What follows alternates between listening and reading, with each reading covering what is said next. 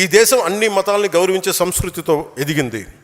శ్రీకృష్ణదేవరాయల కాలంలో అరబ్ వ్యాపారులు గుర్రాలు అమ్మడానికి వచ్చి మాకు ప్రార్థనా స్థలం లేదు అని అడిగితే ఆయన మస్జిదులు నిర్మించి ప్రార్థనలు చేసుకునే అవకాశం కల్పించారు.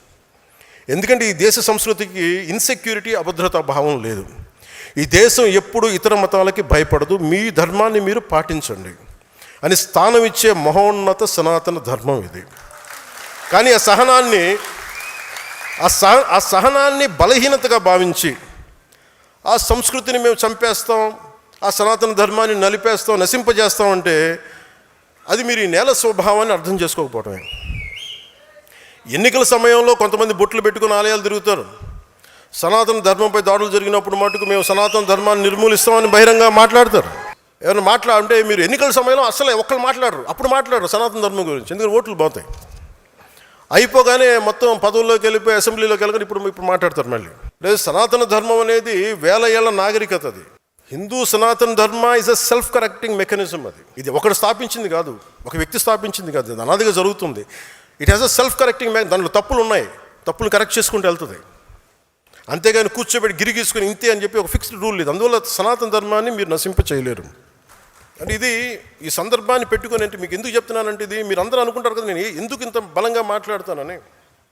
చాలామందికి మహానుభావులకి, సనాతన ధర్మాన్ని తిట్టే మహానుభావులందరికీ అంటే మీకు భారతీయుడు చెప్తే నచ్చదు కదా. ఎక్కడో జర్మనీలో ఉండే ఒక ప్రొఫెసర్లో లేదంటే కూర్చోబెట్టి అక్కడ కూర్చొని ఒక షోపెన్ హావర్ లాంటి ఒక జర్మన్ ఫిలాసఫర్ చెప్తే మీకు అర్థం అవుతుంది. కనీసం సనాతన ధర్మం గురించి ఆయన ఏం చెప్పారు మీకు తెలియజేస్తాను. The fruit of the highest Vedas, the fruit of the highest human knowledge and wisdom, the kernel of which has finally come to us in the Upanishads and as the greatest gift to the 19th century. అలాగే ఇది నేను తర్వాత tweet చేస్తాను, లేదంటే మన శతజ్ఞులు పెడతాను. కానీ but ఇక్కడ నేను చెప్పదలుచుకుంది ఏంటంటే, విదేశాల నుంచి, ఐరోపా ఖండం నుంచి ఇక్కడికి వచ్చి ఇక్కడ సమాజాన్ని మార్చాలనుకునే వాళ్ళకి ఏం జరుగుతుందని చెప్పడానికి ఆయన చెప్పింది ఏంటంటే, మీరు ఇక్కడికి వచ్చి మీరు ఈ మతాన్ని నిర్మూలింపు చేద్దాం అనుకునే వాళ్ళు ఎలాంటిదంటే, it is just the same as if we fired a bullet at a cliff. In India our religions will never at any time take root. The ancient wisdom of the human race will not be supplanted by the events happened elsewhere.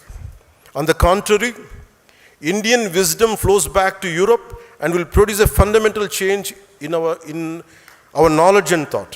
అంటే మీరు భారతదేశాన్ని మార్చేద్దామని చెప్పి మన భావజాలంతో పెడితే అది మనల్ని ఎలాంటిదంటే, ఒక హిమాలయ శిఖరాన్ని చిన్నపాటి తుపాకీతో కొట్టినాడు. దానికి ఏమవుతుంది? దాని గ్రాండియర్ ముందు, దాని మ్యాగ్నానిటీ ముందు అది ఏమి అవ్వకపోగా, అది మనల్ని మార్చకపోగా అది మన భావాల్ని మార్చేస్తుంది.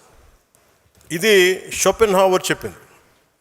ఇది సనాతన ధర్మాన్ని విమర్శించే వాళ్ళందరికీ మీరు ఒకసారి ఇలాంటి పుస్తకాలు చదివితే ఇలాంటి పిచ్చి మాటలు మీరు మాట్లాడరు. అలాగే మతాల ప్రస్తావనని రాజకీయం అంటారు. రేపు మీరు కమిటీస్లోకి వెళ్తారు, బాధ్యతలు తీసుకుంటారు, ప్రజల్లోకి వెళ్తారు. ఆ సమయంలో సమాజంలో ఉన్న సమస్యలను పూర్తిగా అర్థం చేసుకుని ఆ భావజాలను ముందుకు తీసుకెళ్లాల్సిన బాధ్యత మీకు అర్థం కాకపోతే ఇబ్బంది అవుతుంది. మనం స్పష్టంగా చెప్పాల్సింది ఒకటే, ఎవరు దైవాన్ని వాళ్ళు ఆరాధించండి, మీ దేవుని మీరు ఆరాధించండి. మీరు ఇస్లాం అయితే ఇస్లాంని ఆరాధించండి, మీ ఎవరి ధర్మాన్ని వారు పాటించండి. కానీ మిగతా మతాలకు గౌరవం ఇవ్వండి. ఇఫ్ యు ఆర్ హిందూ, మీరు బాగా మీరు ఆరాధించుకోండి, ఇస్లాం గౌరవం ఇవ్వండి, క్రిస్టియానిటీ గౌరవం ఇవ్వండి, జైనిజం గౌరవం, ఏదానికైనా గౌరవం ఇవ్వండి. కానీ అలా గౌరవించుకున్న మత ఘర్షణకు అవకాశం ఉండదు. అది నిజమైన సెక్యులర్ భావన. అది మతాల ప్రస్తావన సమాజానికి అది పునాది అవుద్ది. అంతేగాని నాకు చిరాకైంది ఏంటంటే అపీస్మెంట్ పాలిటిక్స్. నేను ఒక క్యాప్ పెట్టుకొని నేను ఇలా మాట్లాడితే నాకు ముస్లిం సోదరులు ఓటేస్తాను నేను నమ్మను. నేను ఎందుకంటే అసలు అది తీసేద్దాం. అంటే ఈరోజు మనకి షాన్వాజ్ అనే ఒక ఆడబిడ్డ మన ఎక్కడ రాయలసీమ నుంచి, ఎక్కడ కర్నూలు నుంచో ఉమాన్లో చిక్కుకుపోతే ఆవిడే హిందూ కాదే. ఆవిడ హింసించింది కూడా అక్కడ లోకల్లో ఉండే ముస్లిం బిజినెస్ మ్యానే. మన అలాంటి లేదు మన సమాజంలో, మనం అలా చూపించాం. అందుకని ఈ అపీజ్మెంట్ పాలిటిక్స్ అనేది జనసేన తీసుకోదు. ఒక తప్పుని తప్పుగానే చెప్తుంది. ఒక హిందూ చేయండి, ముస్లిం చేయండి, క్రిస్టియన్ చేయండి, మీరు ఒక తప్పుని మీరు ఖచ్చితంగా ఈ తప్పుని చెప్పకపోతే తప్పు చేసిన వాళ్ళు అవుతారు.